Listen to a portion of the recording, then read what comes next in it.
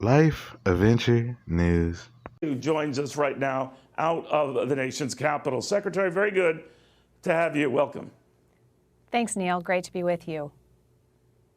I caught, a little bit of the back and forth that was going on with the Coronavirus Commission and more or less indicating that things are set for gradual reopening in our country. That continues. But as you know, Secretary, it's been bumpy in some states.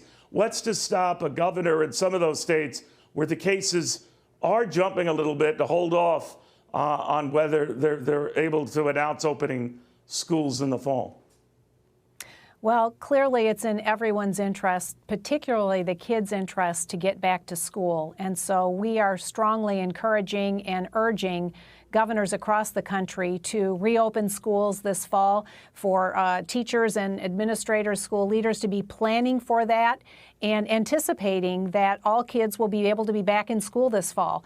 There's nothing in the data that suggests it would not be appropriate to have kids in school. And while there may be spikes in certain areas and certain communities, those are exceptions to the rule. The rule should be that kids need to be back in school. It's important for their health across the board. Certainly their physical health we're paying attention to with keeping them safe from the virus for the most part, and yet there are other factors, there are other measures that have to be considered, and it's important that kids get back to learning, that families are able to count on that on behalf of their kids. You say the administration is strongly urging kids go back to school, but you're doing more than that, right? The president is threatening aid to those that don't. What do you think of that? Well, American investment in education is really a promise to students and their families. And if schools aren't going to reopen again, that's breaking that promise. And so why should they receive funds for something they're not going to do? In that case, perhaps the funds should go to the families to make. But there are extenuating circumstances, right? I mean, they don't willy-nilly break a promise, and we haven't seen a school system yet that has defied that. But I mean, there was this little thing called the coronavirus, right? Yeah, but a very good example right here in the neighborhoods of Washington, D.C., Fairfax County, one of the most wealthy school districts in the country, they made a disaster of their distance learning this spring, and then they've given families two options for the fall. Your kids can come to school 0 days a week, or they can come to school 2 days a week. Now, those aren't choices. Those aren't really options, and that's not really reopening school.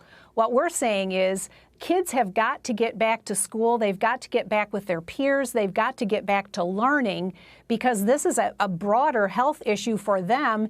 And frankly, it's an issue for the future of our country. If kids miss more months, if not years, of learning, it puts everyone at a huge disadvantage. Well, what about in those areas, and they include a lot of Republican-run state areas, Florida, Texas, Arizona, as you know, Secretary, that are seeing a spike in cases, a swelling in ICU beds and the like. Would it be reckless then of a governor or even a mayor in those locales to go ahead and open schools as if none of that were going on? Is there any risk to them just holding off a little while? That for most of the nation, to your point, man, it's fine. But for these affected areas, it is not fine. But your examples of Florida and Texas, actually, the governors and the school commissioners in those two states have stated that schools are going to reopen this fall.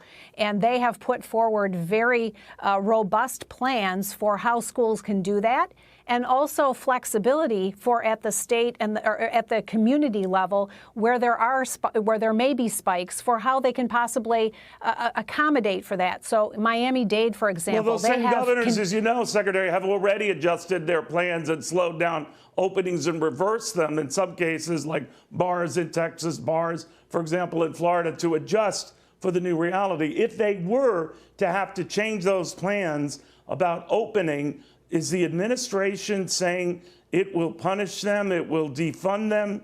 What?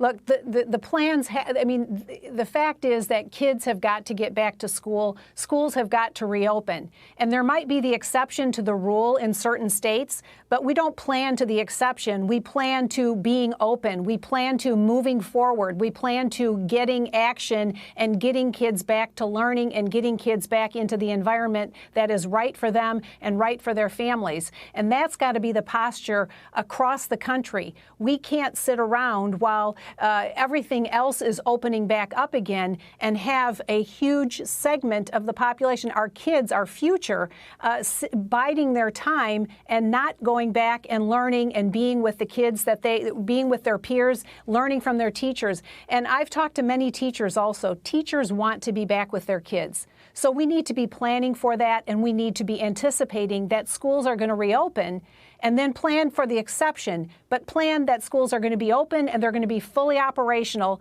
and that kids are going to be learning again come fall.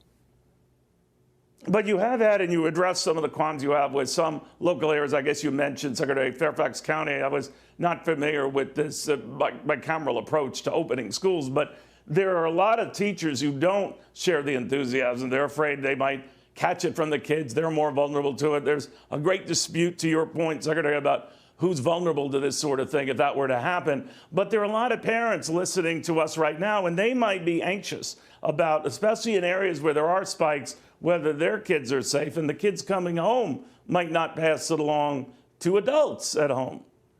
Well, and those are issues for local school buildings and school districts to work out.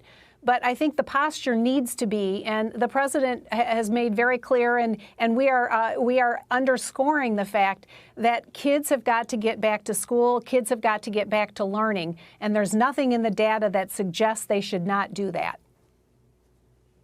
All right. Well, people can quibble over the data, as you say. But Secretary Devos, I want to thank you very much for taking the time here.